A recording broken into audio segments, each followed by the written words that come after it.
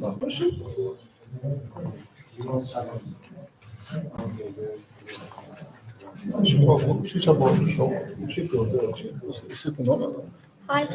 Just to see. No, no problem. Please sit.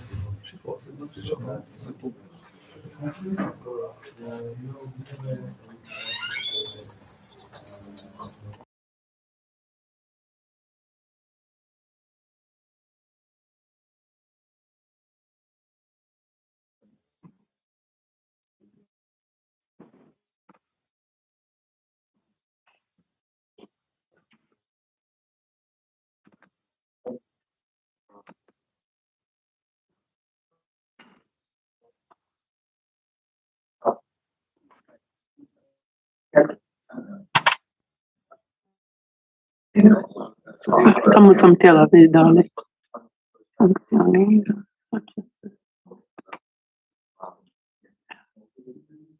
Okay. My name is Petar Božić, coming from Serbia, and I'm opening the second session of the session. Favorite four. Portugal,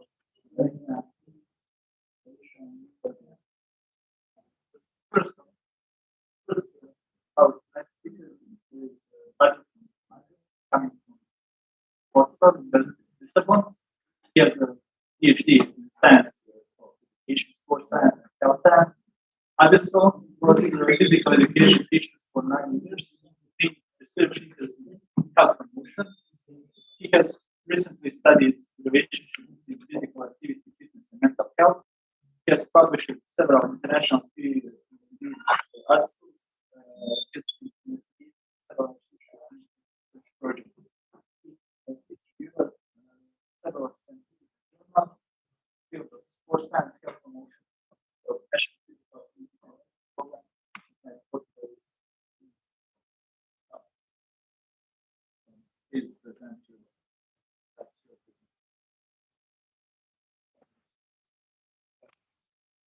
Thank you very much. Thank you for the opportunity to be here, for the invitation. It is my first time in Montenegro, and so far I'm enjoying. And I'm very pleased to be here with you. And I also would like to thank for the presentation that we had in the morning, because some of the topics were very new for me, but very interesting at the same time. I hope not fail the expectations that we have, because in the morning was very good, and I hope we could keep the same standards. So for the next few minutes, I would like to talk to you about physical activity, physical fitness, and depression. This is a topic of interest to us, and in the recent years, we have done some studies to understand better the relationship between physical activity, physical fitness, and depression. The agenda I propose for the, I'm sorry, I think, yes, I was moving fast. The agenda that I propose for the next minutes that we will be here talking together, talking about this topic, is the one that you can see, a brief framework at first, and then a very brief understanding of the relationship between physical activity, physical fitness, and depression. And then for the last point, I would like to share with you what we have been doing in a couple of years. And after that, we can have some discussion, and I would like to have some input from you that might help us for the research that we would like to do in the future. Depression is a mental disorder related to indicators such as decreased energy, depressed mood, loss of interest, feelings of guilty, poor concentration, sleeping troubles, and disturbed appetite. Things that most of them we know about. It affects quality of life, relationship with others, education, and work opportunities. So thinking about depression, very fast we can understand that it is a huge public health problems that affect lots of people around the world. In the last 2 decades, depression has been the most prevalent mental disturber. Depression and anxiety at the same time. It is estimated that around 44% of the world population suffer from this problem. From this problem, yes. It is clear for us that we are talking about a huge public health problem with this magnitude. The most common treatment for depression includes pharmacotherapy and psychotherapy, which can be expensive for the patients and for the healthcare systems. To address the health problem of depression that affects so many people because of the magnitude around the world, it is important to identify additional and effective treatment options because it is very, very expensive for the people and for the health systems. Based on scientific evidence from recent studies, physical activity and physical fitness, which is the outcome of physical activity, have been identified as possible strategies for the prevention and even treatments of depression.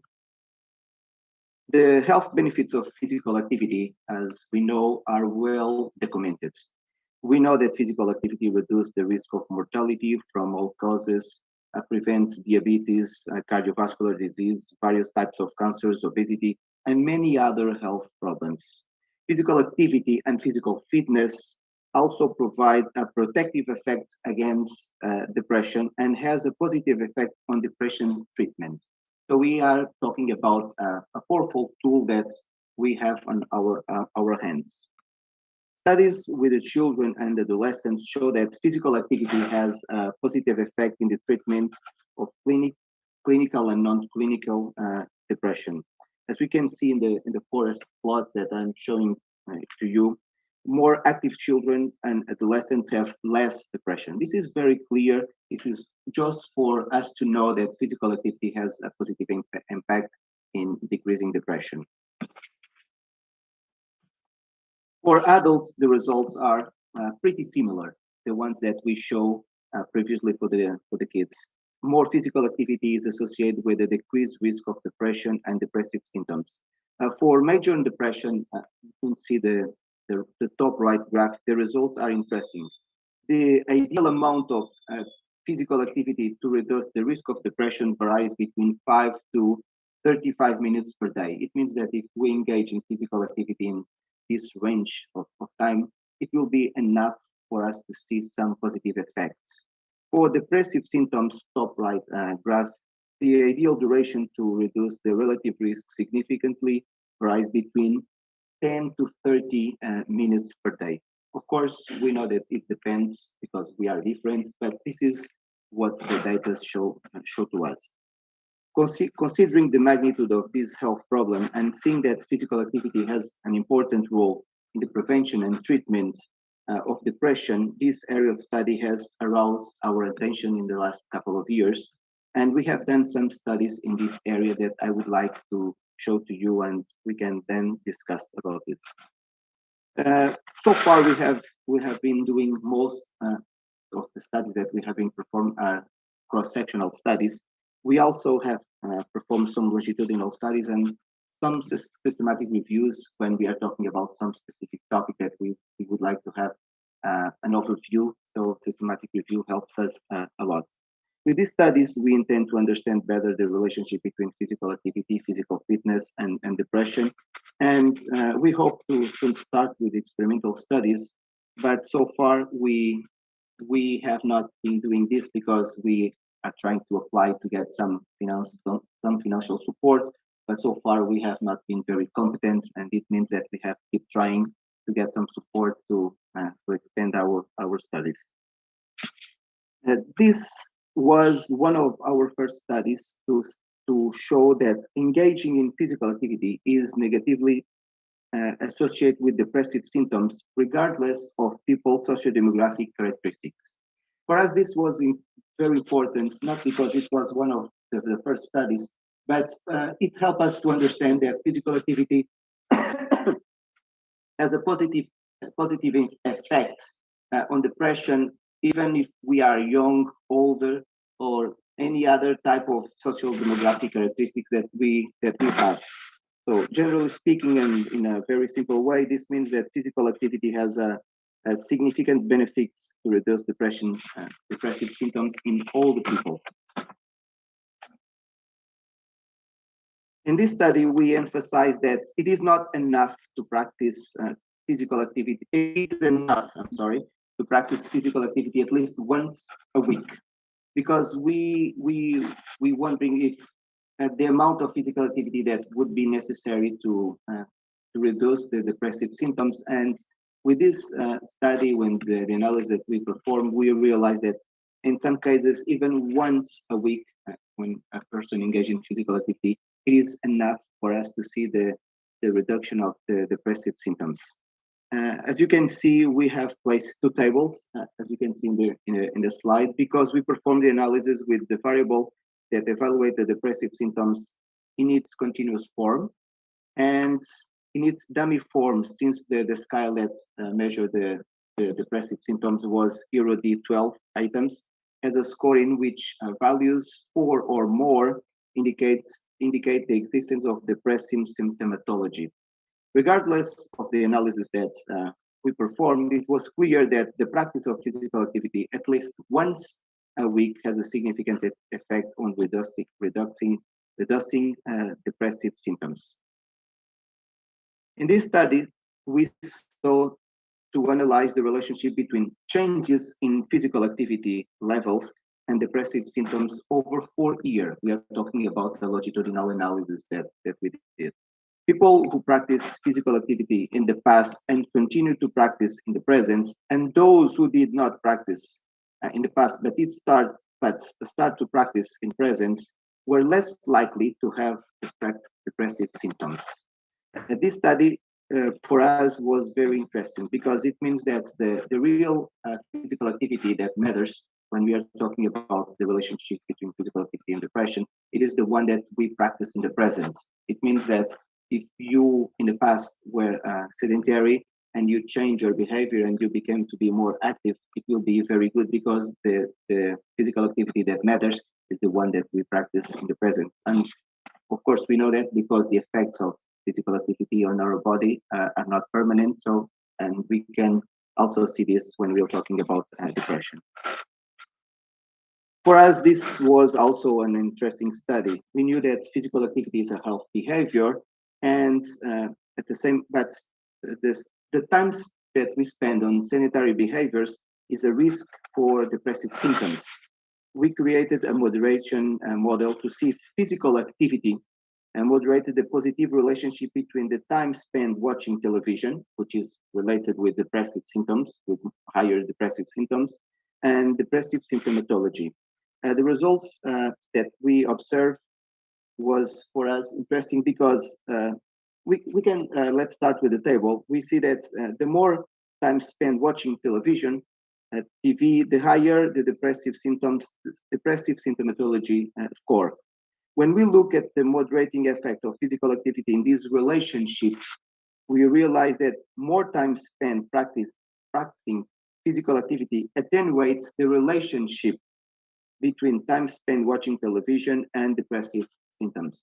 It means that even if we have a risk behavior such as spending lots of time watching television, which is related positively with more depressive symptoms, but if we at the same time engage in physical activity, this physical activity moderates the negative effects that we can observe when we are talking about physical time spent sedentary and depression. Physical activity is a behavior that we observe, and physical fitness, it is the outcome of physical activity in our body. And for us, this was important because we are talking about the behavior, but this behavior has an effect on us, has an outcome.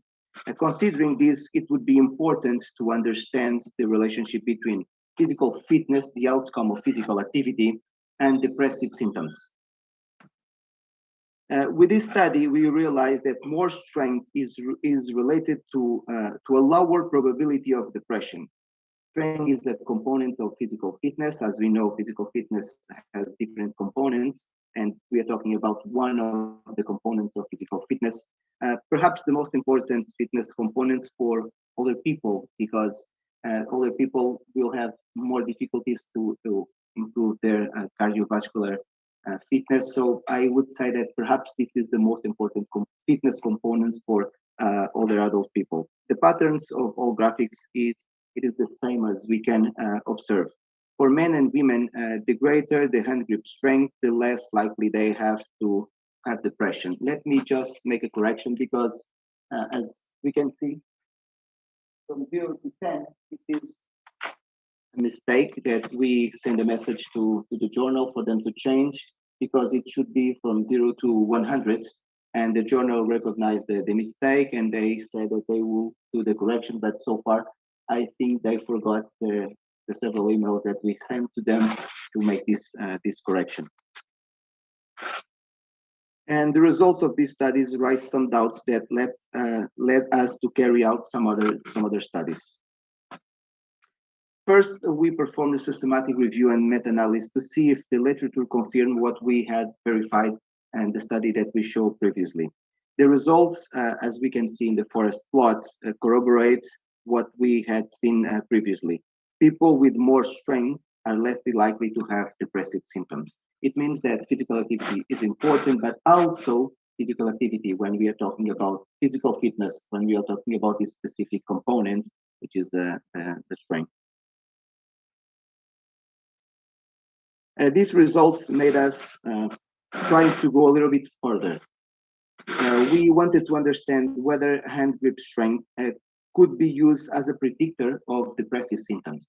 We were wondering if there was a cutoff point, there was something that we could use, trying to see if the hand grip, the results could predict depressive symptoms.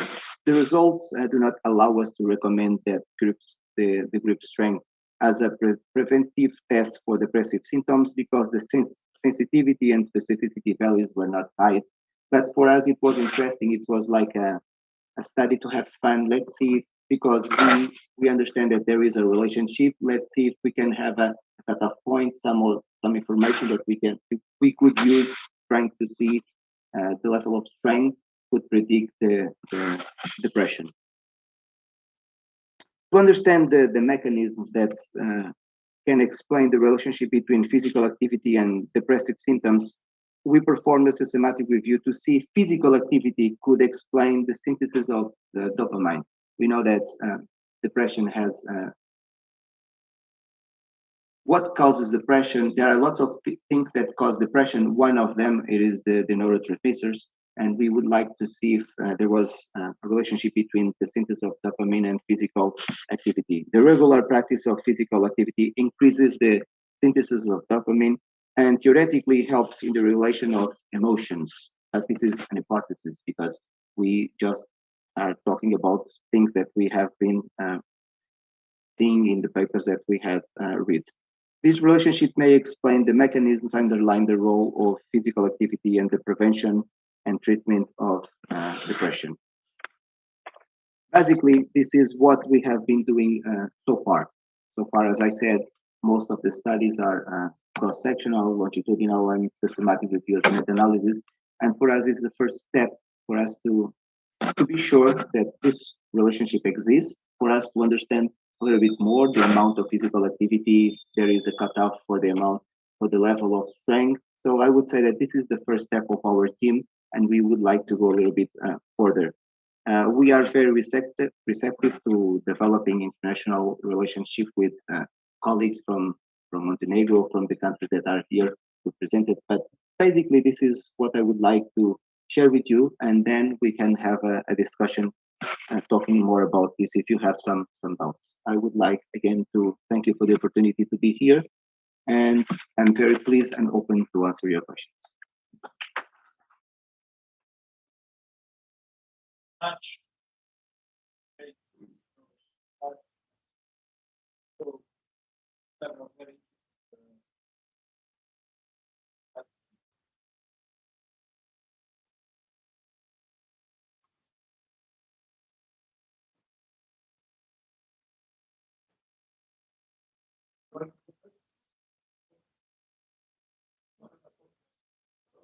Yeah, I mean, I can start first. No problem. So, that you just like major reports, the one of the components.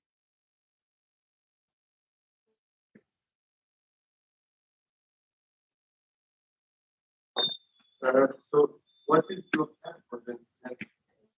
So, this question. So, as I can see, it also points out that you don't have any like point for the reports beside, of course, up to this point,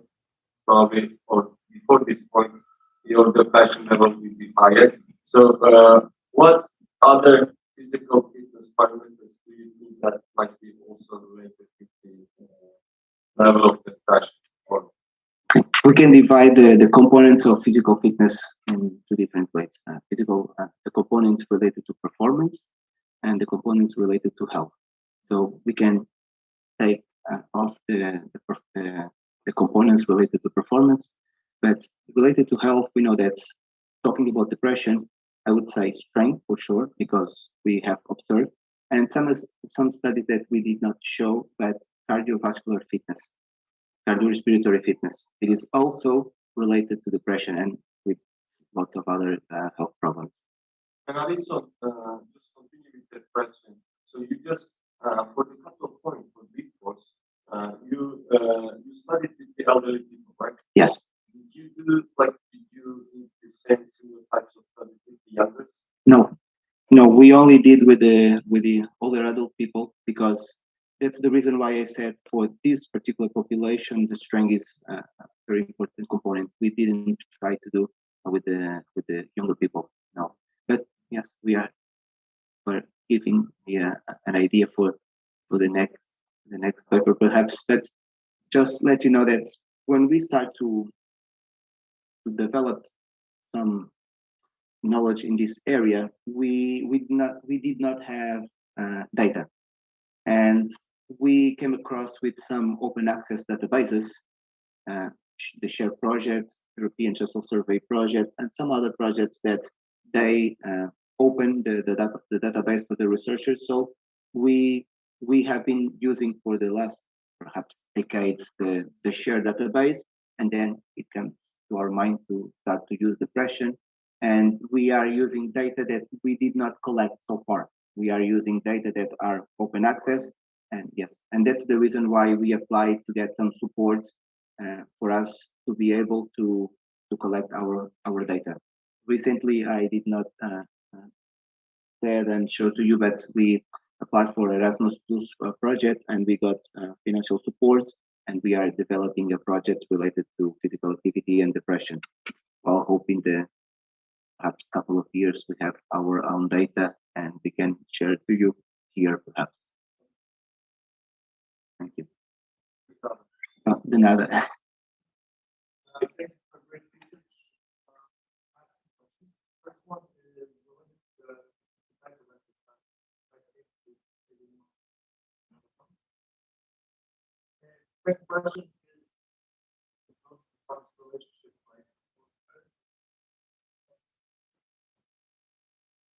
No, I will answer the second first because it is very easy. No, more the better up to certain points, but then if you practice more, it will not you will not have better results.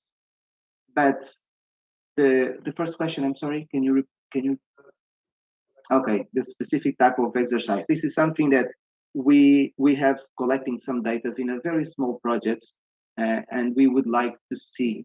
We believe that the different types of programs or the context will be different, because depression is a tricky problem.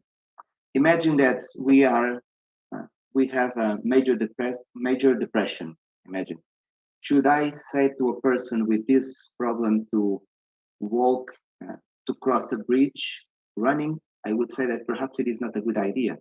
Imagine that a person walking in with, I do not know the word in English, I would say ruminative thoughts.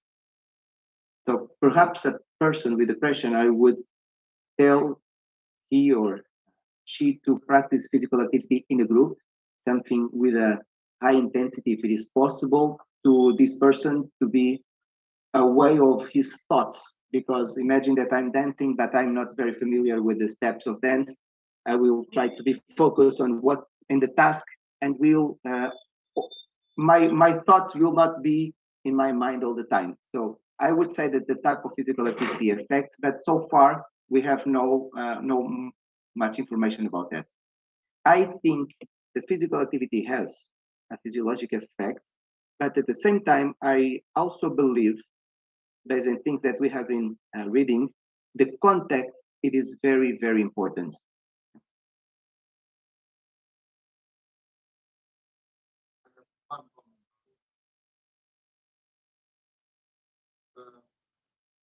I read the book. And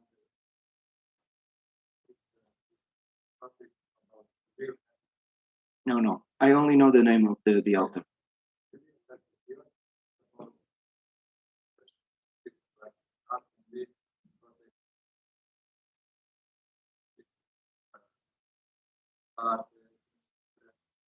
about 5 to 20 minutes enough for mood the appear to be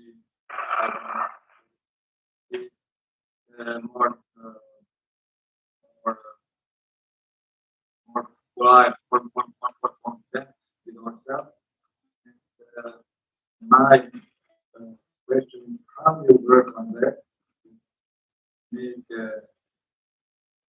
these topics or these research results to communicate it to the wider for the French people.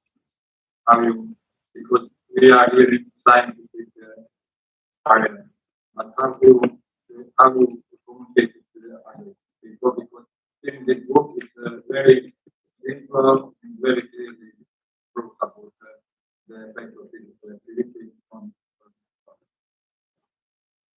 Yes, I think for the depression, I think one of the slides that I showed to you, it is very clear for us that up to certain amount of time, when we engage in physical activity, the levels of depressive symptoms decrease. But from this amount of physical activity, if you practice more, it will not have more benefits. Yes, as you said, I would say half an hour on average, if we have to say a number. How to communicate for this knowledge to reach the people? This is something that's it is not only in our area of research. I would say that this is in all areas of research. This is a problem because as scientists, sometimes we do not get access easily to the people, or because we do not know how to communicate, or because we do not have means to communicate.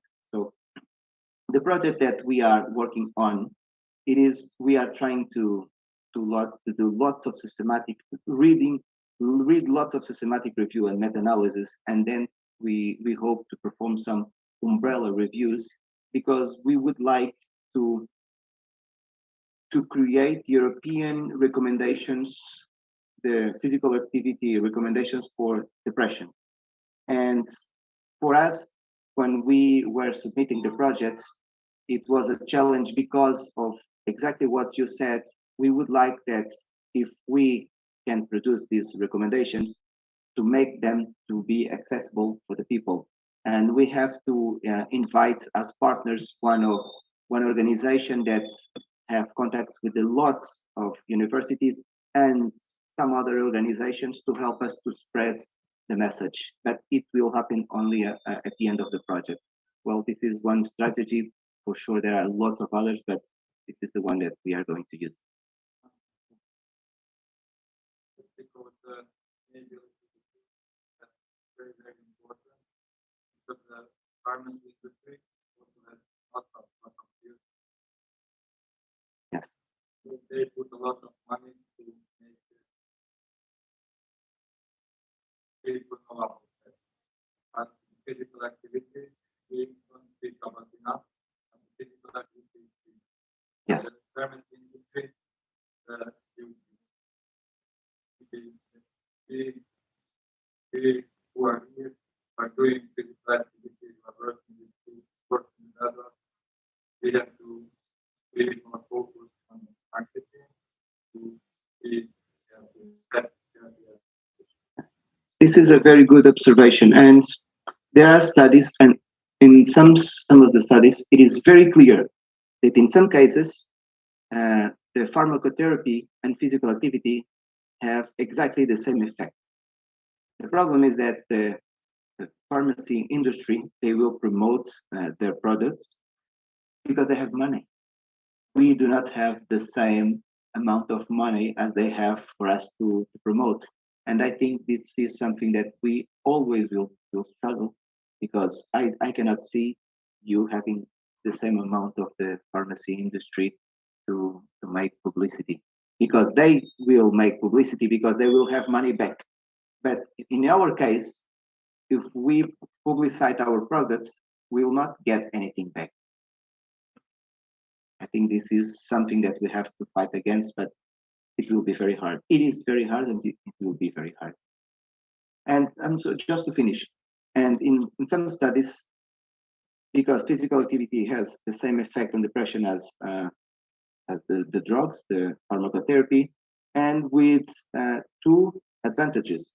First, there is no second effects, and second, when we practice physical activity, we will improve some components or several components of physical fitness, which some of them are biomarkers or health biomarkers. It means that we will have two benefits and no second effects, but the drugs will give us only, will resolve the problem with second effects and no more any other benefits. So I would say physical activity, in some cases, it is the right strategy.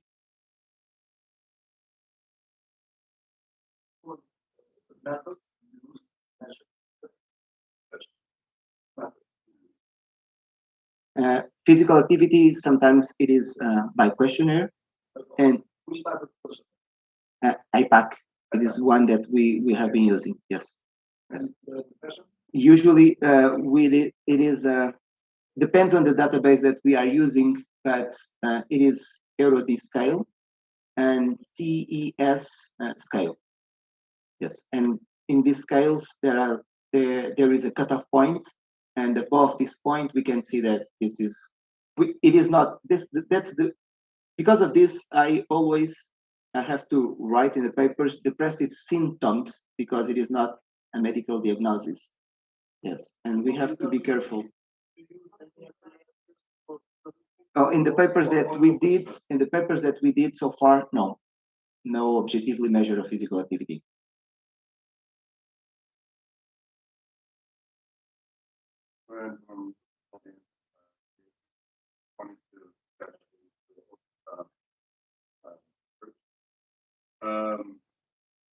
As we can see, like from a mid-age population, I wanted to go a little bit of attention of from like personal evidence that you're not public, you have an increased number of teenage, and this is multifaceted growing factors. And if this kind of research can be more extended to this age group, which we're thinking about it, why not speak about the prevention before we get to this level and see what are the ways to prevent projects maybe Yes. for the future. So we are as a person in the field, there's an increased number of teenagers, and also tackled with motivation with lots of different factors that and this is a good kind of panorama to extend and show before we get to the level of treatment about prevention solutions as a strategy. Prevention. Just a comment. Yes, it's a good comment. The problem when we are talking about science is that prevention is more on the public health area, that it is not necessary to be very scientific. When we are talking about, because when we are talking about prevention, we are talking about promoting a behavior that will protect a person from certain health problems that the person in potential might have. But we do not know. Imagine that I try to get money to prevent. For we here, we would say that it is a worth money to be used. But perhaps for the governments, they will say, how do we know that this person will have the problem? Because when we are talking about prevention, we are talking about something that we would like to do before the problem. And this is this is the problem, because for the governments, they will say, I'm not seeing a problem. Why should I give the money? And I think this is something that we have to try to change the way how they think, because if there is no prevention, then it will be much more expensive, much more expensive. Yeah, because first question, thank you, and that the model in Slovenia that person, Yes. Thank you very much. Thank you. Thank you very much again.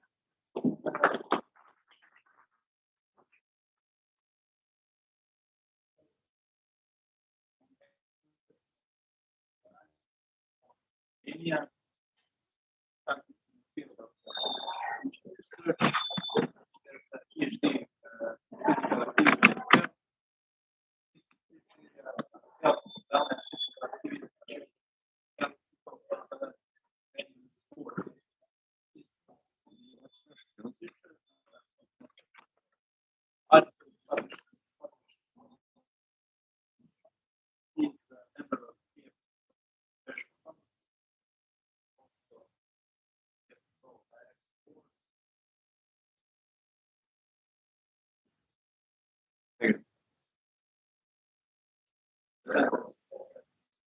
Hello, everyone. First idea that came in my mind in this conference was to have about what's happening in Albania. We know that during the collapse of the communist regime at 1990, a mess about the data in Albania. And I thought that to have any idea of what's going on in Albania, it would be better to expand to the international level. Just 1 minute.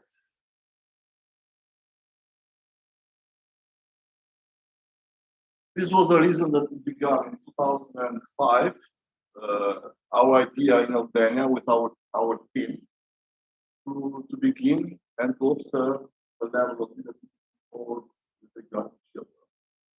This was the reason I saw a paper at the end of 2005 and I saw Albania. Why? White color, not data.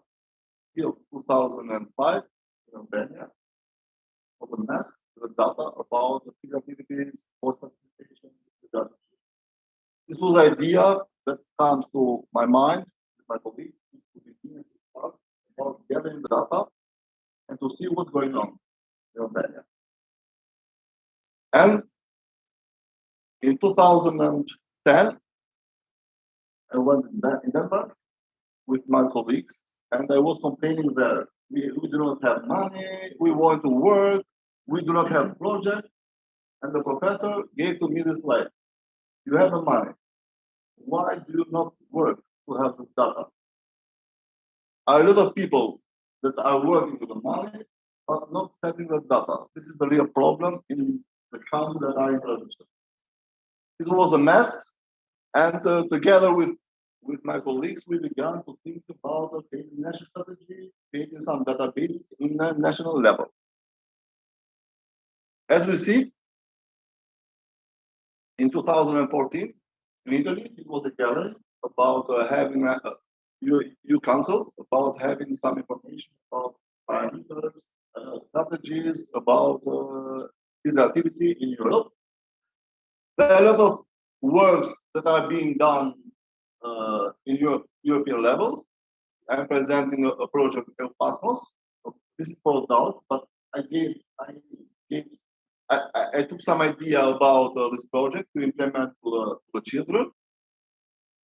As you see, for me, it was a really good paper, a case study, as you see in Austria. Gerard was working with this kind of measurement. As you see, it has created a national strategy, a pilot phase to measure and to monitor the children, and it is divided, as you see, in anthropometrics and physical fitness. And 4 components he suggested at the national level to work with regard to children and adolescents to gather information. For me, it's a clear and it's a practical things to do and to measure. As we see, about last year, we were invited to have as external country in Albania together measurement of this project. For me, they were choosing the best easy administer and the best effects of tests that gather information about speed, about agility is not here. Agility is not here. We are gathering in Albania about agility. We are using a t-test to gather some idea what is going on with agility, with the speed, with the strength at the lower extremities, upper extremities, and everything is we are gathering here.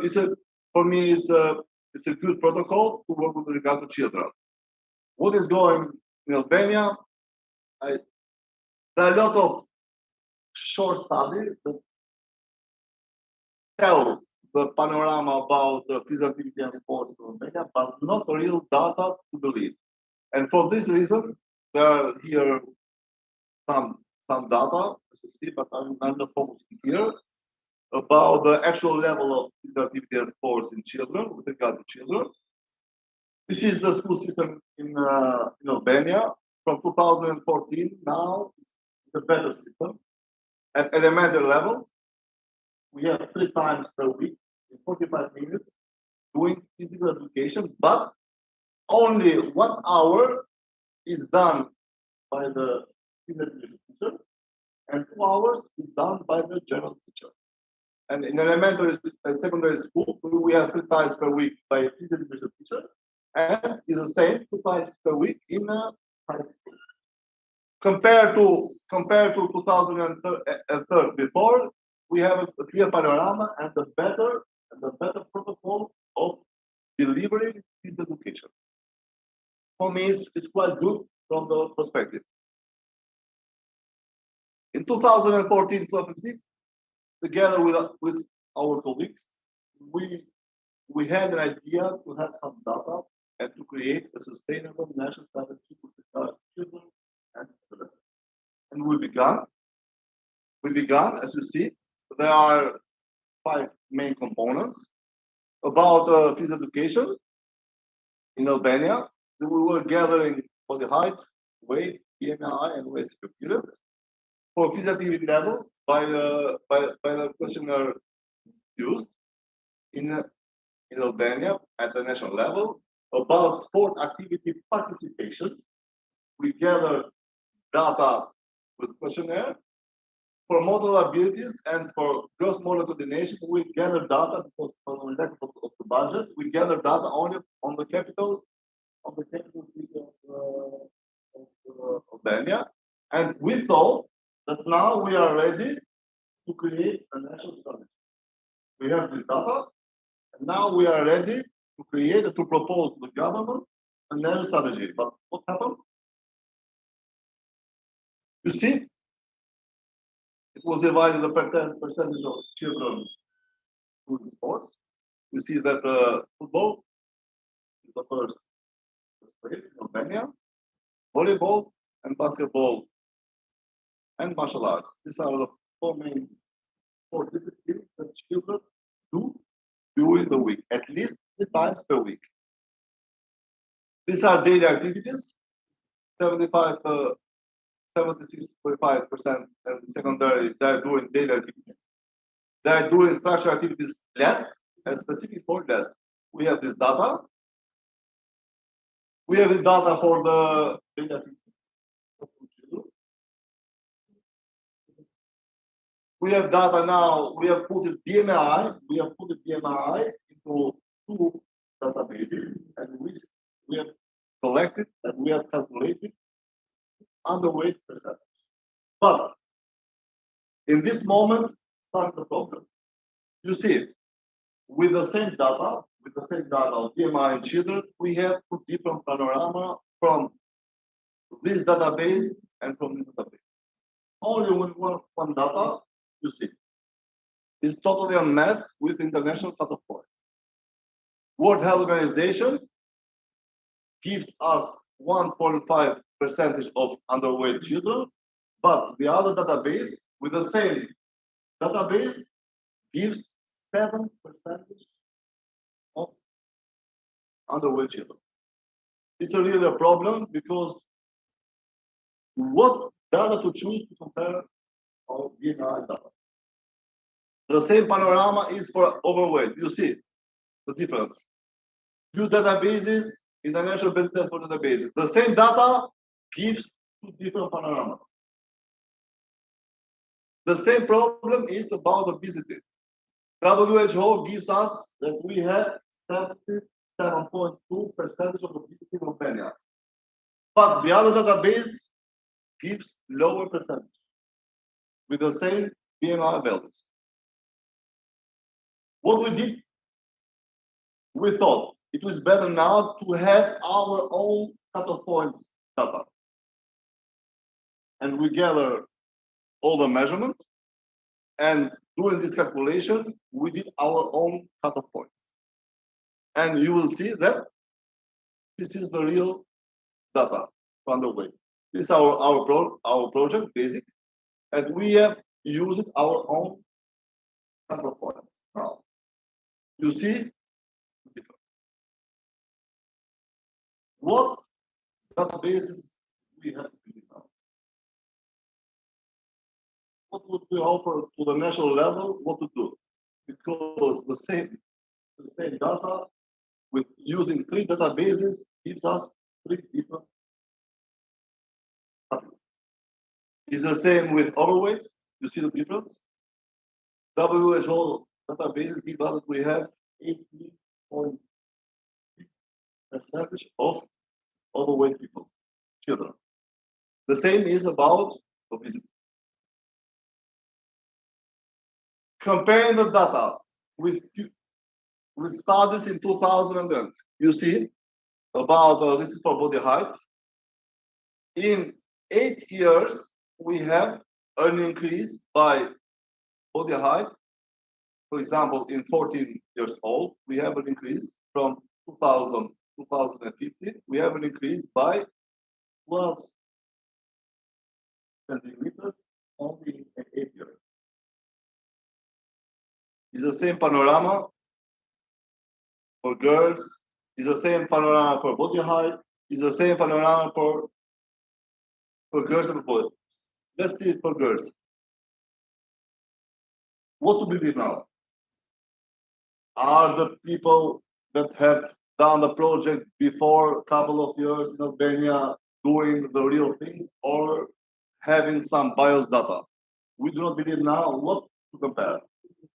And we stopped 2000 to create our national strategy to offer to the business because we are not so sure about what to believe. For this reason, we created another strategy to have some measured data and to compare our data that are real data to compare to the data of 2022, 2023. And this reason will be to have some pure data, not biased data, to create a better strategy. And in 2022, 2023, now we are working with our team to gather information, to gather databases for econometrics, for model abilities in sports, because we are gathering data in 2 different projects in our fitness for physical education, dual physical education, and the same we are using for sports. To compare if the children doing sports are the same level as the children doing only physical education. And for the first time, we are measuring gross motor coordination. There are 4 gross motor tests. If you do know, EPA is a German motor battery. It is a very specific for gross motor coordination. Now we are waiting for results, 2023, to see what's going on with our children. Thank you.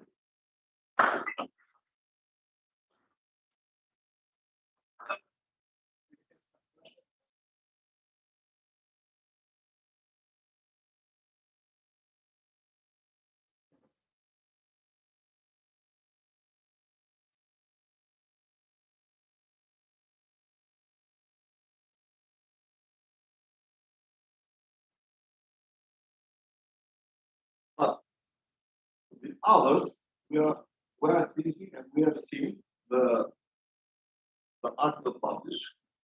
They have cheated. Not in fake measurement, because we have different panoramas. And we are not able to compare with this kind of data. At the method section, they do not give any details about the procedure. How did they select the measurement? How did they select the children? They do not give any information. No. WHO is the same panorama. They have database going down, you put the BMI, and I don't know what's happening. Because I am thinking American, Brazil, Australia has overweight and obese children. This is the reason that when we put it from Balkan, we put it at the national databases. In the databases, they increase the level of overweight obesity because the sample is very high about obesity and overweight.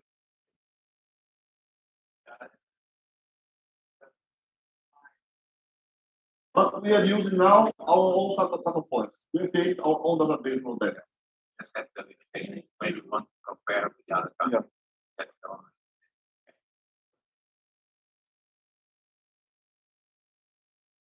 Our personal research data, we have created our own cut-off points in Albania. Cut-off points with a sample of Albanian children. Only Albania.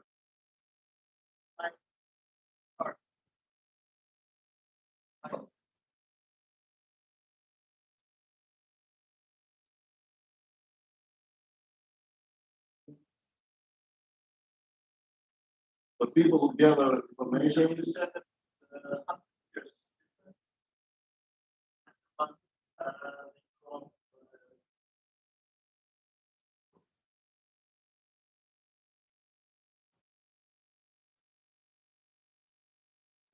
I am seeing in 8 years, you have 12 centimeters difference. It's total mess. I mean that of the gathering data from other topics.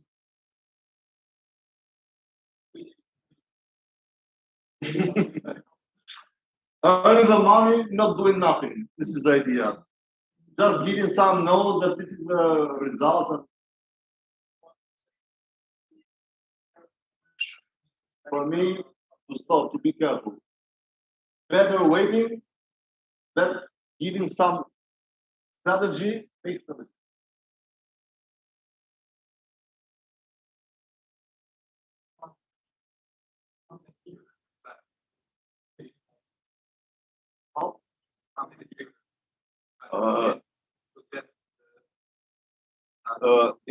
In phys education, about 3,000 children for phys education level, children. And for sports, about 1,800 for sports for children who play at least 2 times a week sport. It's the same. Motoric is the same because it's only for elementary school because there are four tests. I don't know if you have seen, but it's the German battery. I am using this because it's a pure test. It needs time because there are 4, but it's a better. But it's a validated. I have validated in Albania with about the coefficient 0.95 coefficient comparing with the pre and test, and it's better. It's a quality battery.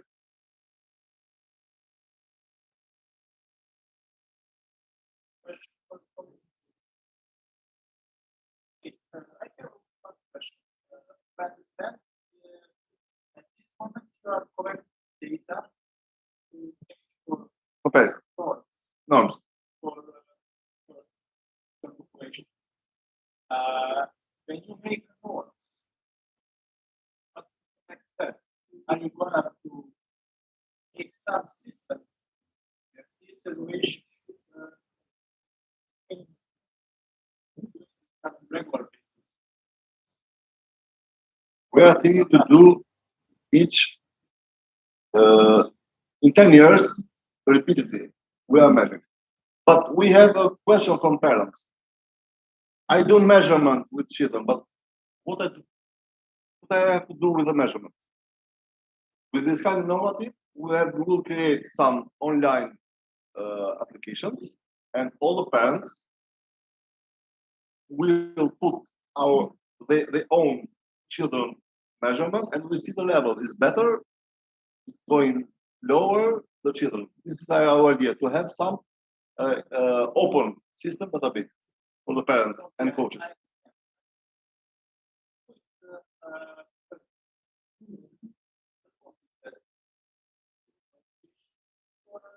Our team, these are 5 from our teams, with the same teams, with the same equipments, we are using, yes, during cities. We do not believe to the others. We are doing our own. Yeah, the same measurement, the same equipment for body height, body weight.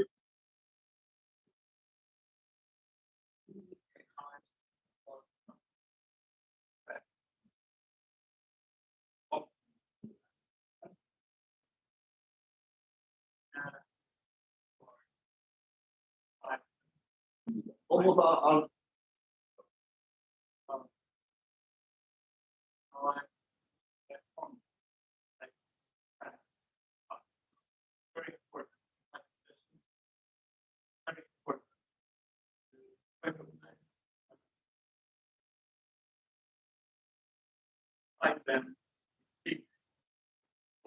just read.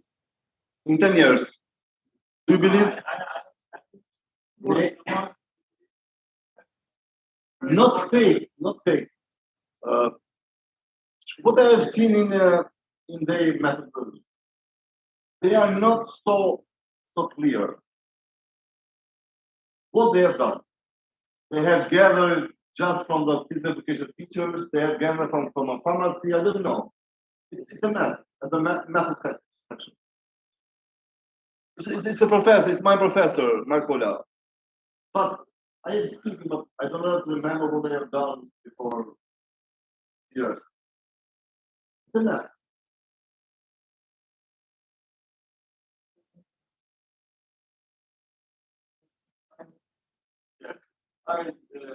It's like I have been involved in one of the projects talking about standardization.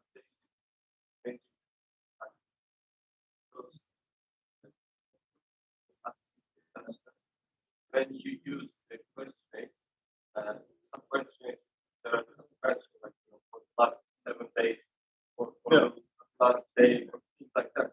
So the system, when you measure it, matters. And the culture also impacts because for the Netherlands, even if it's training, not just like using bicycle. But in Turkey, no. I mean, they don't go under the brain, they don't ride the bicycle. Things like that. So there are lots of things that to get the common idea and then I don't know some standardization so that everybody is like talking about the same thing. I think there is a need In for children, it's a difficult task in children. If you use accelerometers, when you go out, all the children will put accelerometers and will do this. Yeah, I know. If you use questionnaire, who will fill the questionnaire in first grade children? The parent. The parents do not have any idea what is going on to the school for children. And they fill the questionnaire.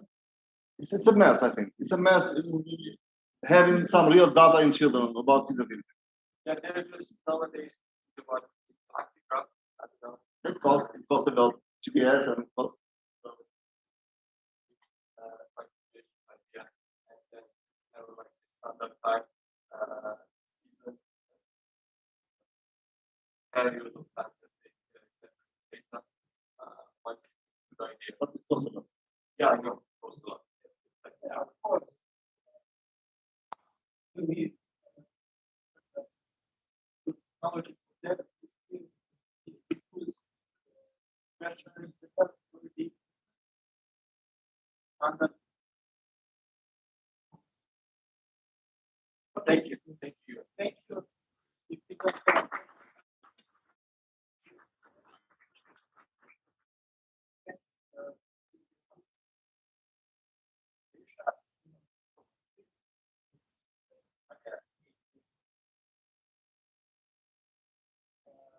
Studiert, started like doctor, she worked for several positions. She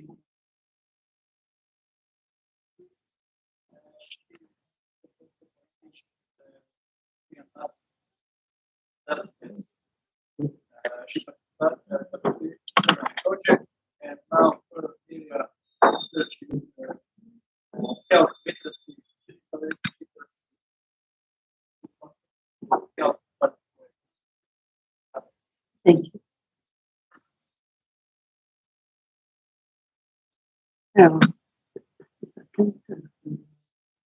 To raise my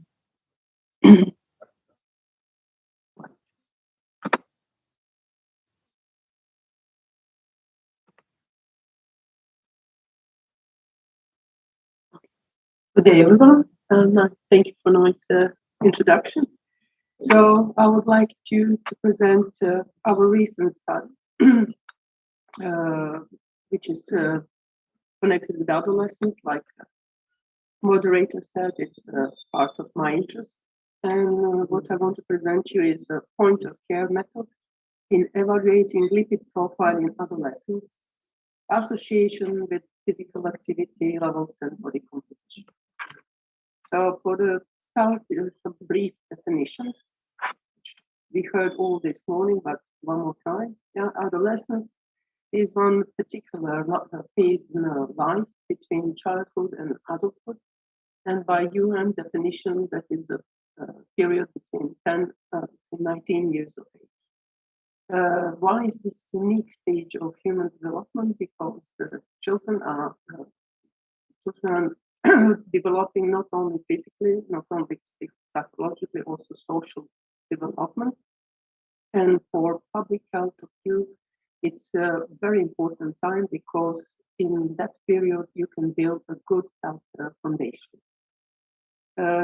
Physical activity is any body movement by skeletal muscle that requires energy expenditure. It refers to all sorts of movement, not only when you do sports or when you do, I don't know, walking or coming to your back from your walk. It's actually all movement, including during the leisure time. And as we heard already this morning, moderate to vigorous physical activity improve health. It reduces risk of metabolic syndrome, chronic diseases, especially chronic heart diseases, obesity, and already heard a little bit earlier, mental disorders are also connected with adequate physical activity. Physical activity level is actually essential factor that influences health status, especially cardiovascular health status.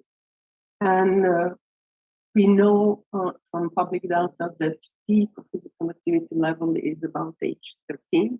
And then after age of 13, it decreases by 7% annually.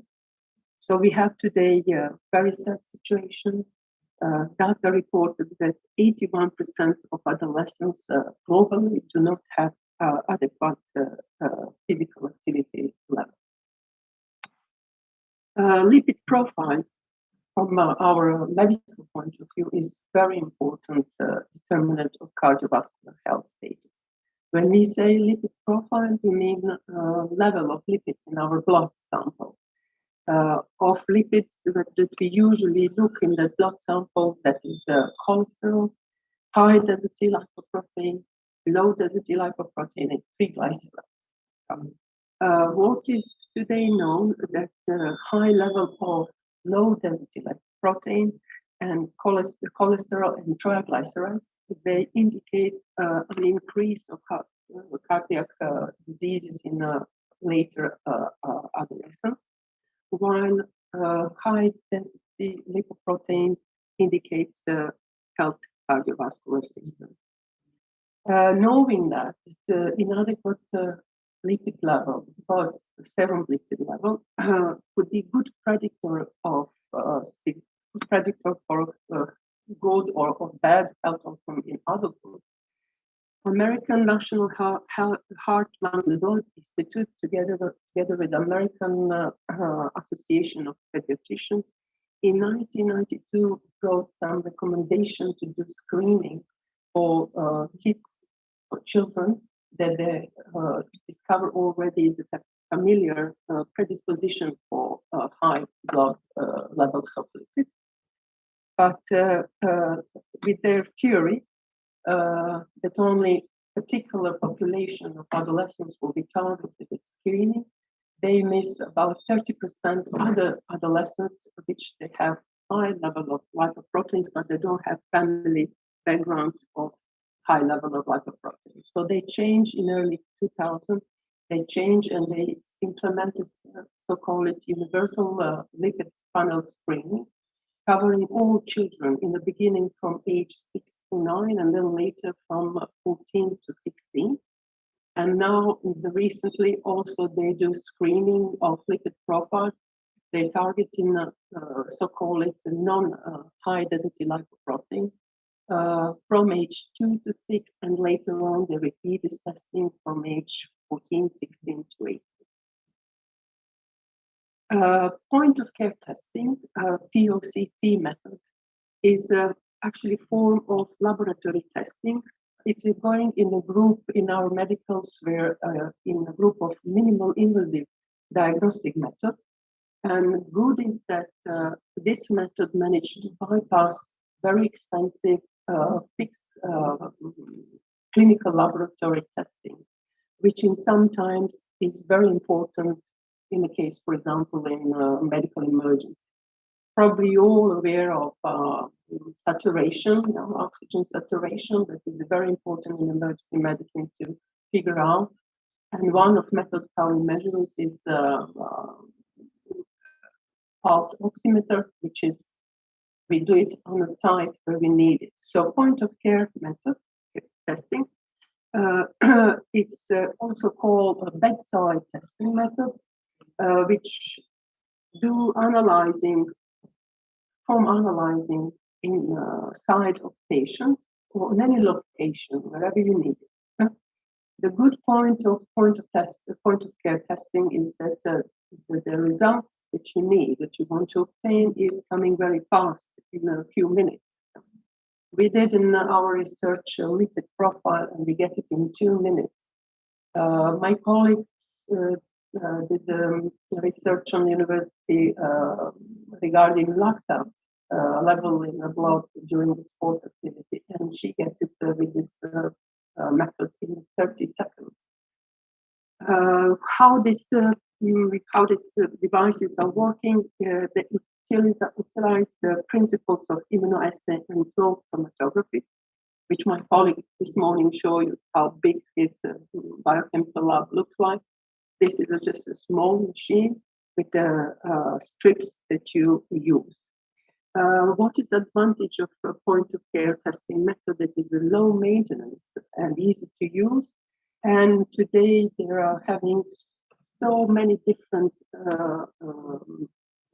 devices to measure variables for acute and chronic diseases. So what was the aim of our small study, which is actually part of one big study? To investigate the status and association among physical activity level, anthropometrics, body composition, and lipid profile of adolescents. We did research in one of high school, vocational high school in coastal part of Croatia, precisely in Split. And we managed to get confirmation to will participate in our research of 267 adolescents. The age is between 15 and 20. And from that population of 267, we had 198 females. We wanted to evaluate physical activity level, yeah, to evaluate or estimate. We use physical activity questionnaire for adolescents. For anthropometric body composition, we measure the standard body height in centimeters, 0.1. Body mass, we use bioattendant scale, which automatically gave us results for fat percentage mass, muscle mass, body mass index we calculated later. And for lipid panel, we use one of those point of care device. We measure total cholesterol, high density lipoprotein cholesterol, triglycerides, and low density lipoprotein. Non-high DHL cholesterol, non-high density lipoprotein cholesterol, we calculate. You get the quotation on the way that from total cholesterol, you deduct the measures values of high density lipoprotein. After we gather our data, we did some statistics, descriptive statistics. We observed that in our group of boys, the body mass index was in a range between 5 and 85 percentile. The average body mass index for boys was 22.7. And in a group of girls, we find that every body mass index was 22.4, which all fit in this percentile of normal weight, normal body mass index between 5 and 85%. Above 55 percentile and 95 percentile, we find that it's 19.8 percentage of our population, and below 50, only 0.8. We have actually only 2 girls with not sufficient body mass index of weight. What we concluded regarding the previous study with this 19.8%, the Crosby in Croatia in years before year 16, 18 showed that in the region of Dalmatia, the percentage of overweight people before above 85% was in adolescents is 14 and something percent. In my opinion, this increase in last in our measurement is due COVID-19 situation. When our kids were implementing, we all were under the social distancing measures. The collective sport, organized sport activities were abandoned. They didn't have any possibility to do any sport. Further, what we find that a total group of research group had insufficient physical activity level, which is actually in accordance with previous study that was done in Croatia in 2014, and also in worldwide, and goes in this general global decline of physical activity level. How is that going, and how is this explained? It's known that, as I said before, physical activity level, the peak is 13 years of age, and then it's dropping 7% annually. Our population is between 16, 17 years, 18 years of age. So it's fit in this age group where they are dropping out of collective sports, so all is based in individual sports. Of course, this insufficient physical activity level contributed. The decrease is also contributed by COVID-19 pandemic. What we also find that in a group of boys, we have a low but significant correlation between triglycerides and fat-free body and muscle mass, which was also in accordance with some finding in reported findings in a study in China from 2014. They found out that the body mass index in their population, and they followed that population for 1 year in 3 categories of adolescents, pre-adolescents, young and older adolescents. They found that the serum level of they found this correlation between body mass index and serum level of triglyceride, total cholesterol, low density lipoproteins, and triglycerides. And this lipidemia that they found, it's actually have some dynamics in this population, in the sense that how they are maturing, the level of high density lipoprotein is decreasing and triglycerides are increasing. And as I said in the beginning, the high density lipoprotein is good one. This is one that we need in a high concentration, and triglyceride we need in a less concentration. So our conclusion from this study is that adolescents have a low physical activity level. Anthropometrics, some of them are in correlation with certain parameters of our lipid profile. The study implies importance of screening the lipid profile as good predictor for adult health outcomes, and point of care testing could be favorable method to test in school children.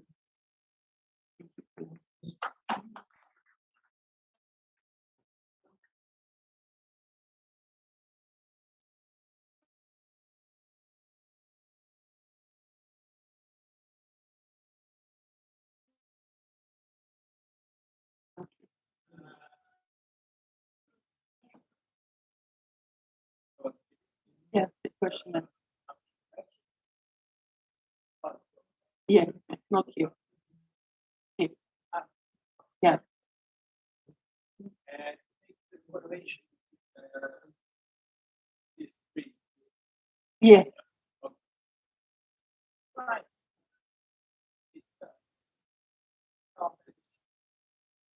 There is difference between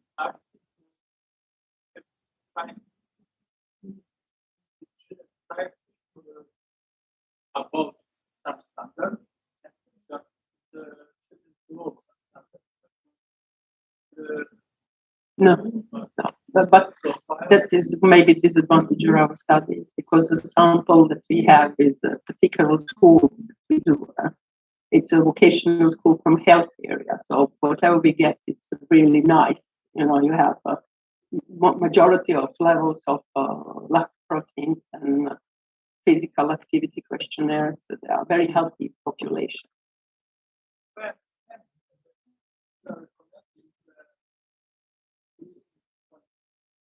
Okay. Yes. Yes. We have extremely difficulty. I don't know how it's in other countries, but in Croatia, because of being part of the EU, we have extremely difficulties to get permission to do any research on kids. You have to ethicals, you have to pass ethical board of committee in a university, you have passed ethical committee in school. It's very, very difficult. And yes, you need, for whatever if you want to do right, whatever you want to do with kids, you need really lots of permission. Yes. And when you mention to parents, when you go to parents meeting to show them what is your project, what you want to do with your kids, let's say 60% of parents will say, no, why you should do something with my kids, okay? So our idea was that we go to the health school. You know, this is a high health school for nurses, laboratory technicians, and we thought people they are already sensitized for the blood drawing and all. We will have good feedback. You know, they will accept our research, and it was not like we expected. We expected more, but 267 is okay. Okay. But still, when you say to children, now I'm going to draw blood from your vein, oh no, you know, and then you have to tell them, because there is a preparation for that. You have to be on fasting time, 12 hours. You know, the kids are like, oh, what? I can't eat, you know. What we did, and I think it's good, because the school had their own laboratory. Their laboratory didn't have certificate that their results are acceptable. But we put kids in an environment that is very familiar for them because they are going on daily basis in that school. So that is one, from psychological point of view, the point that they are in environment, they know everyone, teachers are there, We avoid going to central laboratory in clinics because it was still a period of COVID-19. For some kids, that is out of way, D2. So that was a good idea for location. And then we figure out majority of them, they don't like to have a drawn blood from the cubital vein. So we find this point of care system. Point of care system can use whatever you want. It's probably girls will know when you're pregnant and you don't want to go still to your gynecologist to prove it. You take a small tester and you put it in the urine and you get the result. That is point of care testing method. Okay, so you can use all sorts of body fluids, and you can use a capillary blood. So this is what we did when we explained to parents. Okay, we will not take a huge amount. We are saying about 35 microliters of a sample in a small capillary tube. Parents were already, okay, that I agree also. And then kids also know this is a small, puncture in a fingertip, and it's acceptable for them. We didn't have any faint case. We avoid with this method possible transportation. If you want to do it in a friendly environment and then you need to transport it to the laboratory, you have a good chance to get complications with your results that they are going to be doubtful because of transport. Yes. Could be done by some Look, glucometer. If you have diabetic person at home, does it by herself. Yeah. So this is the same, but this is disadvantage of this method. That everybody thinks now it's so easy to use, I can use it. So can have some complications as well.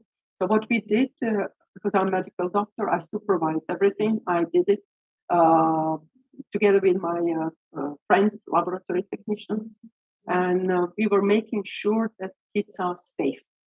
That's my rule from experience on the field: the safety first, and then happy and all results later.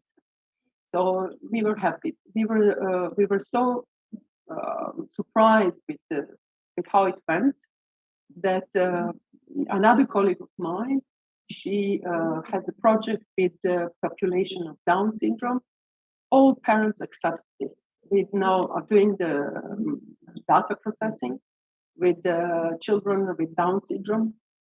We also get with the method point of care their blood sample, and you know how risky is that population, how many health complications they have, how much they are marginalized in society. So I think for sports people, we have another colleague of mine with the lactometer.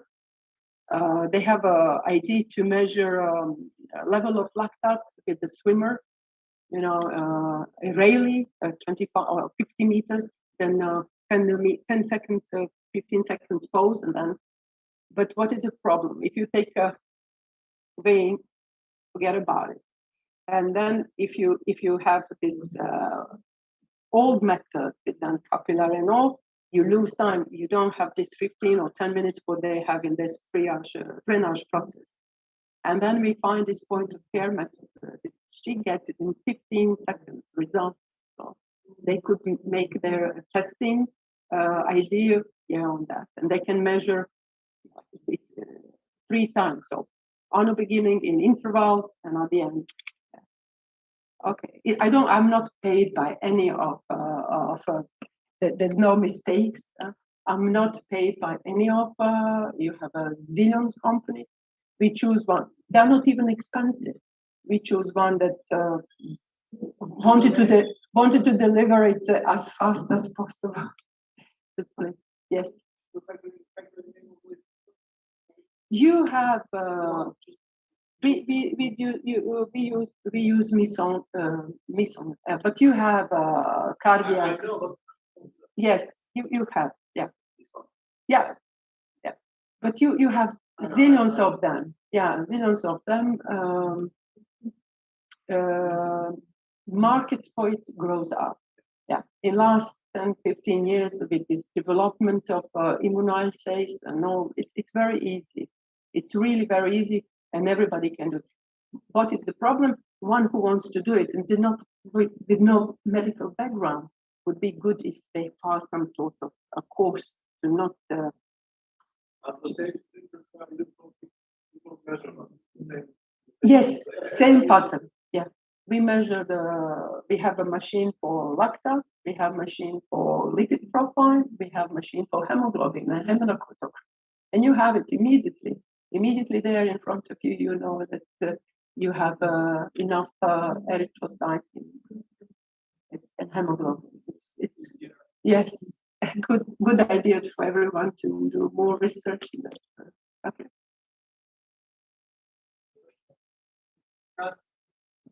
Yeah.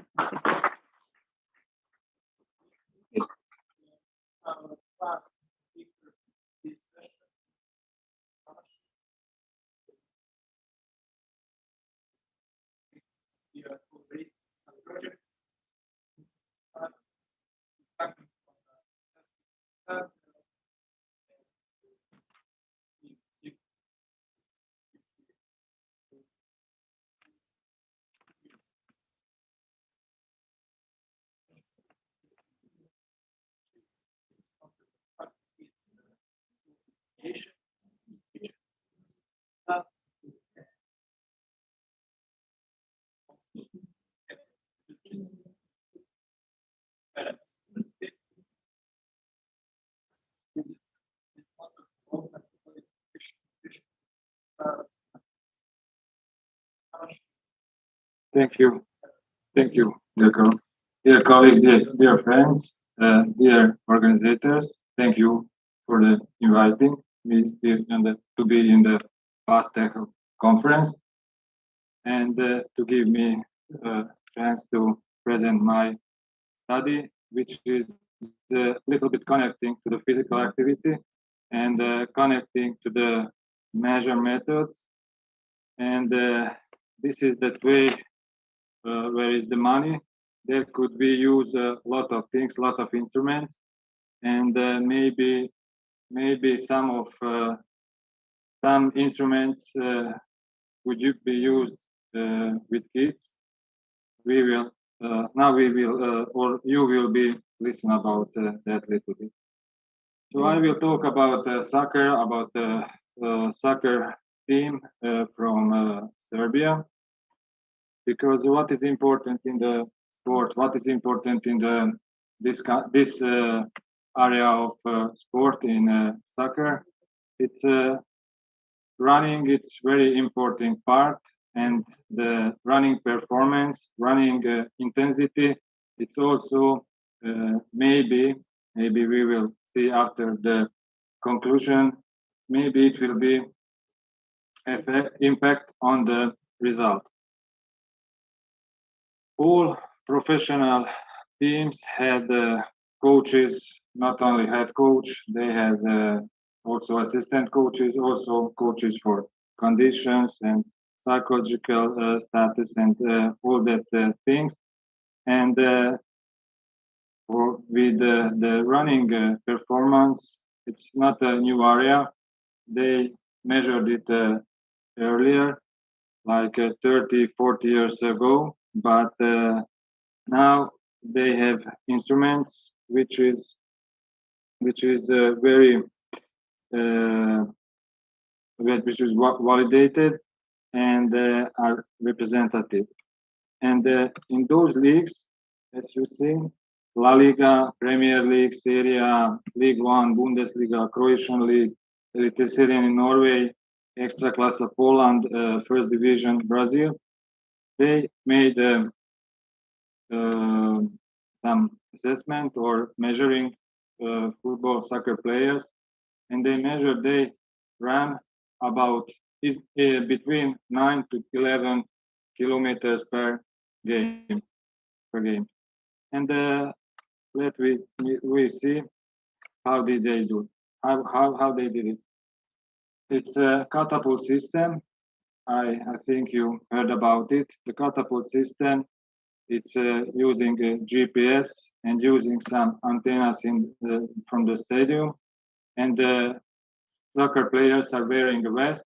That vest doesn't, it's very comfortable. It's like a bra, and they put some little instruments in the back, and that instrument give signals about distance, about which side they move, how they move, and also about the pulse. And this system, it's very useful because that system doesn't give a result after the game or after the training session. This system right on time gives data. So those who are who have the task to watch it and to make more efficacious the players, they had to analyze it, and they could analyze it right on time.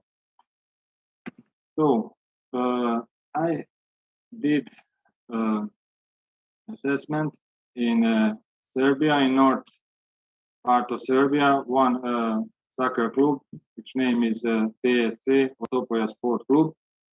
This soccer club was founded in 1913, and they are competing in Serbian First Division Super League since 2019. And the interesting thing, they have a new stadium, so the Euro 4 standard. That means they have about 4,000 places for visitors, and a lot of modern things like heating on solar energy, and of course hybrid grass and that thing. And beside of the stadium, they also had an academy. It's also new. It was built in 2016, and it was they use it since 2017, and a lot of players are there, all from Serbia. And excuse me, I got the data from him, and only took 12 games. Why only 12 games? Because the competition or the season was already started, and I have to send here the abstract till 15th November, and they had a lot of games, but that much, and you know, now is the World Cup, so they started it earlier, and the first part they finished. They already had 19 games, and I took 14 players. I know it's also a small number, but why 14 players? Because they was on the field 90 minutes. So I didn't took the player who was 20 minutes, 70 minutes. I took only players who were 90 minutes on the field, because we want to see their performance. And let's see what we got, because the aim of the study was to check how the running performance affect on the final result. And if you see here, you can see on the third column, there are about 10 kilometers everywhere. You see won games 9,960, draw 10,500. So it wasn't a statistically significant difference. And also on the other intensity, running intensity too, there were statistically significant difference. And if you see from the side, there was the won games and draw games. There was the maximal results. average results. So against Čukarički, they ran 10.82, and the last result, the lowest result was 8.83. But that game they won 5-1 or 5-2. I don't know exactly. But you can see how small amount of running was there. Draw games against Partizan, they run a 10.96, almost 11. And against Napredak, almost 10 kilometers. But what is the important? Important here, what is the high intensity running and sprint running? As you see on the one games, they run about averagely 274. On the draw game, 262. Sprint running 168, and draw 158. And the last game I didn't put in for the statistics because only one game they lost. They won 6 and have draw draw. They had 5 games. And let me see performance of the players. Those players were doing like the other in other professional leagues between 9 and 11 kilometers. As you see, Ife Đakovac, midfield player, they on the 11th game, because one game didn't play, they did 117 kilometers, and averagely it was 10.6.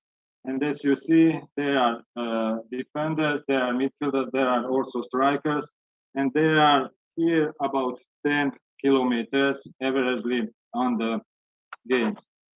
Let's see the maximal total running distance. Ivan Milosavljevic did the maximum against Zvezda. He did 12.2 kilometers.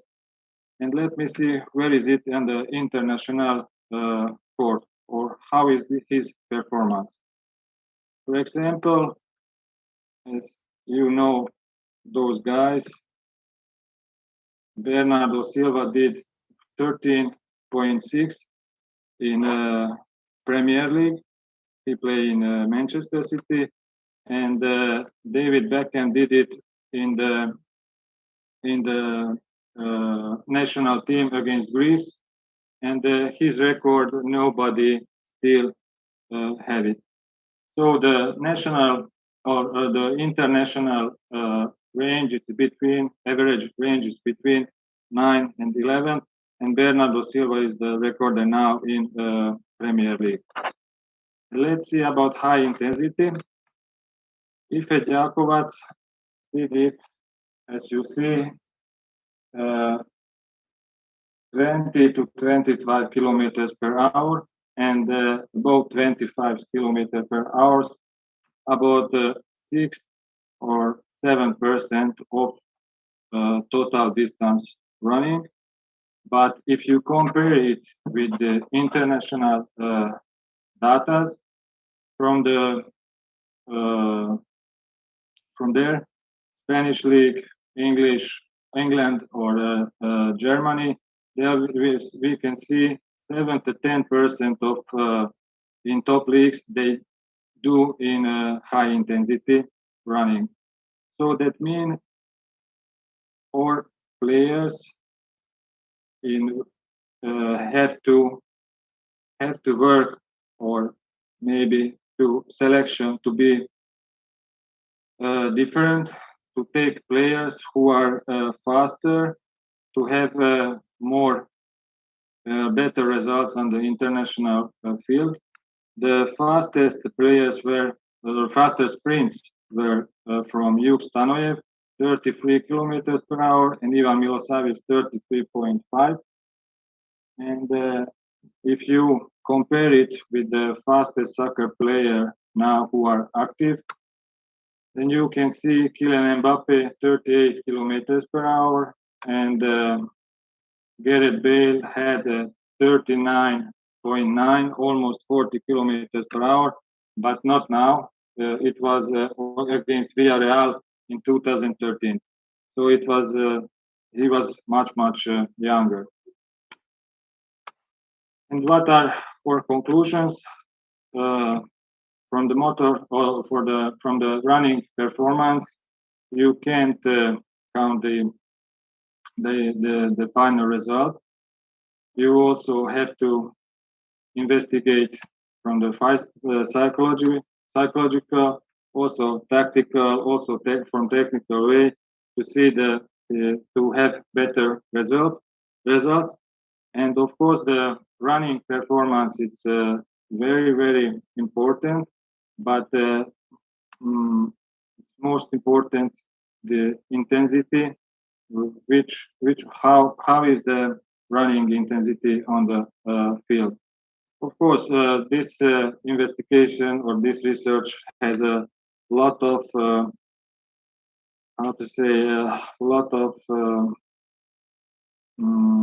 limitations. Only one team included, only 12 or 14 players are included, but is a very good way to make more research in Serbia or wider. Other teams like Crvena Zvezda, Partizan, Vojvodina also had that system, catapult system, and I think it's worth to play with those datas. And the final conclusion: in total running distance, it's okay for the international competition, but high intensity run it's less. So we have to improve that. And thank you for your attention.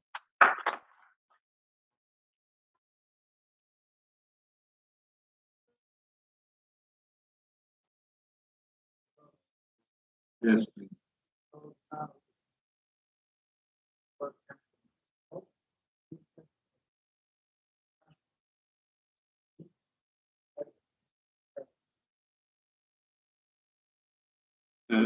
Averagely or fastest or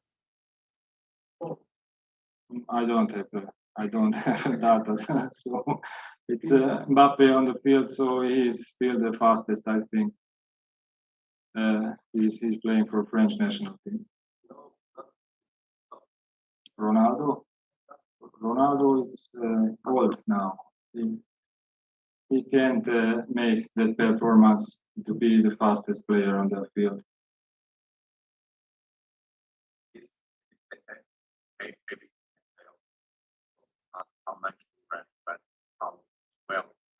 How well, yes. The intensity is much important, yes.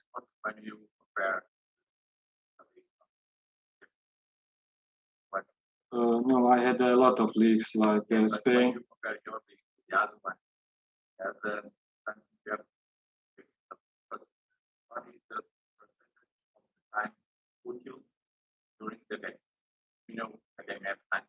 Okay. But we have a lot of time during the game. Okay. For example, in Portugal, we have more or less 50% of the time used rest. The other half with injury, fall out, Yes. In this league, for example, if you think Spain and America, the must use time. But it's important that you do this operation to compare the context of the league, but they can influence even in the last, for example, the last run 30 kilometers. Okay. But in that game, they play more than the other one, the other game. So important when they have to take the comparison with the different context and try to choose necessary. Yes, I agree with you, but we also measure when they walk, or those data, when they are jogging. Again, this topic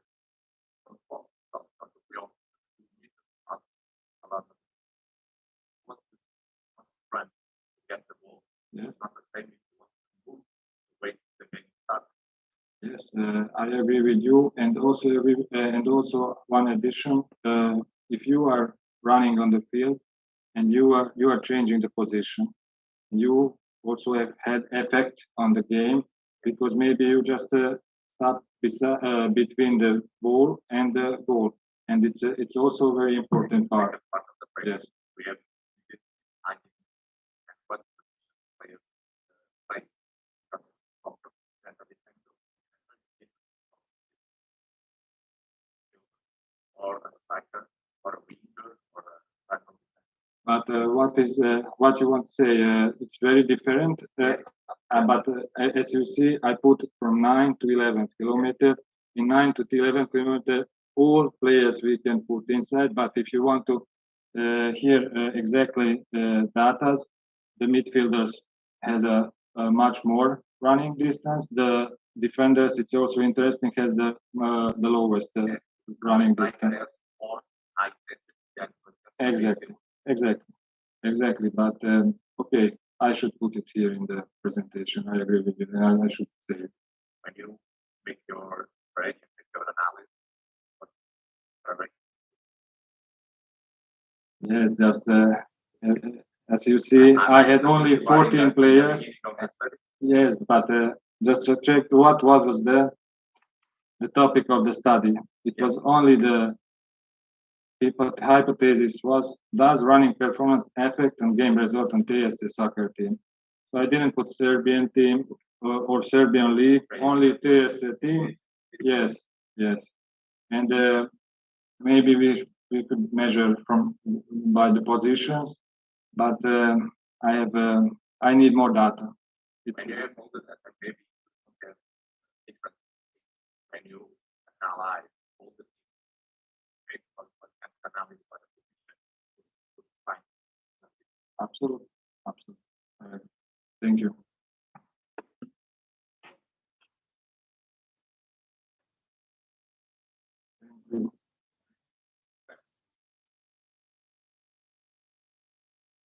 Just not in this stadium. Another stadium, yes.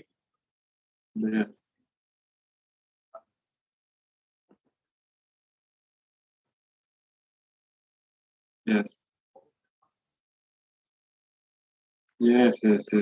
All of them from TSC. I got data from them. Why 14 players? Because yes, it's not only one game. It's 14. It's 12 games. About 12 games. 12 games. Yes.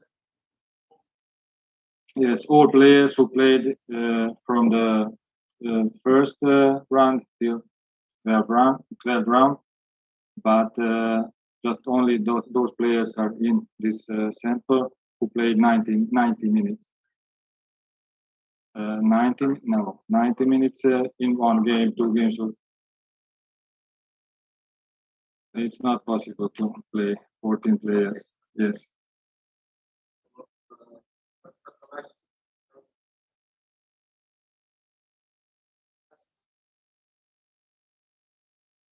Yes.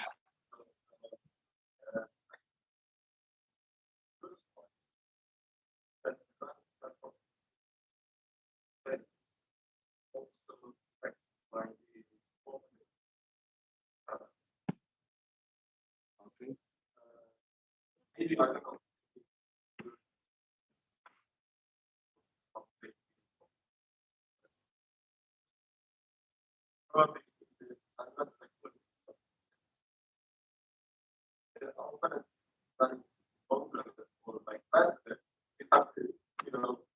Absolutely.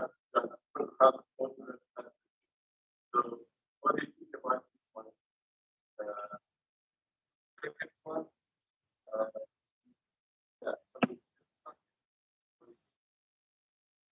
Okay, it's not my opinion. It's also has results and concluded, and it's also a motivational factor. Players play much better against the bigger teams, stronger teams, and they have much more running distance. So it's a 4 player here, as you see. He did 12.2 against the Crvena Zvezda, Red Star. It's the yes against Red Star. He did this result. So absolutely, I put it in my text, but I didn't say that. Thank you.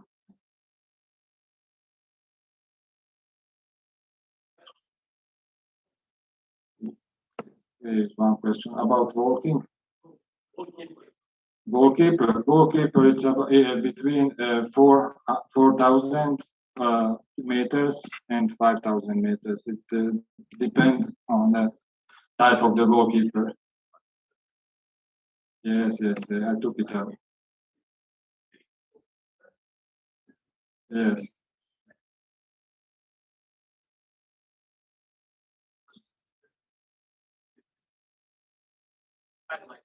absolutely. Yes, I also put it in the text, but I didn't say.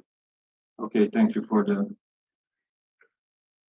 Yes, thank you for that, and thank you for the question. And I would like to say good luck to Portugal and good luck to Croatia in World Cup.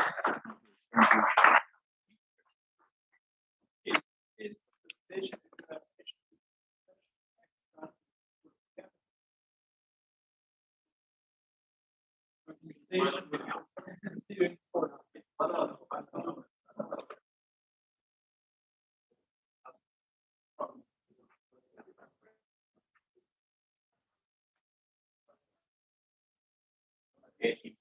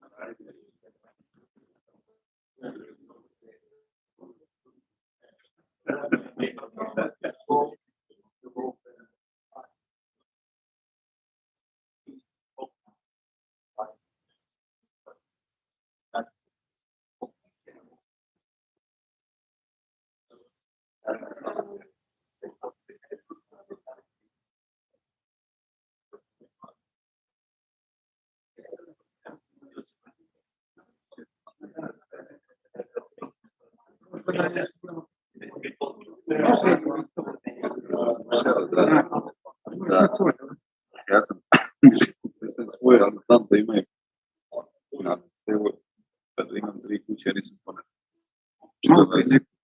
Neko imao, ali iz Republike, mislim da je iz Splita imao. Pa,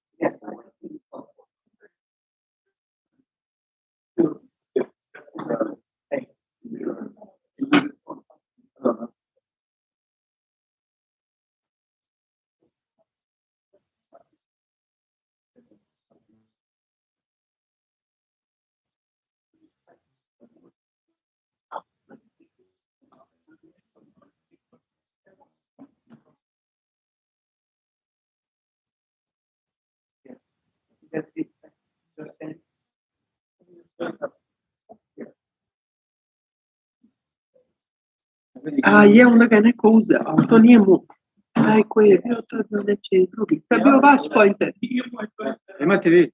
Ima nam, ja ću ići čovječeke. A mogu vam ga pokloniti ako hoćete. Pa nećete pokloniti, a kad ću? Kad me budete zvali. Jel imate vi samo? Ako treba, ja ću vam ostaviti.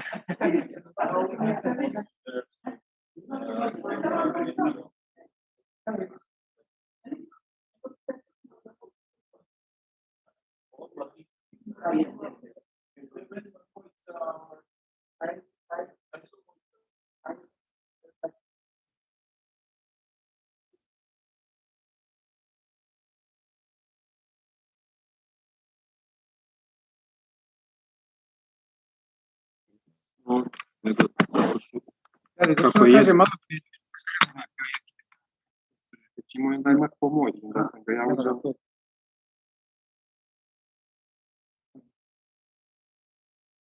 Gore vam je las. Crveno je las. Ja ne mogu da stojim tu, ja priladim. Izvolite da šetate. Kod nas na fakultet neko hoće da neko neće živjeti. Neko je da se desi kombinovano. Neki hoće, neki neće, da ne može sve da se prati. Nekome recimo da odgovara da stavim laptop na bini, ko će ga tamo. I da šetam.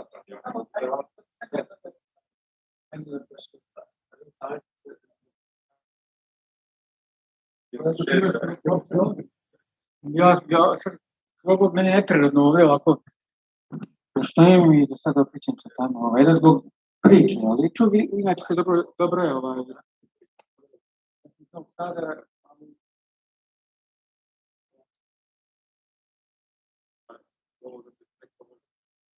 da, primjer,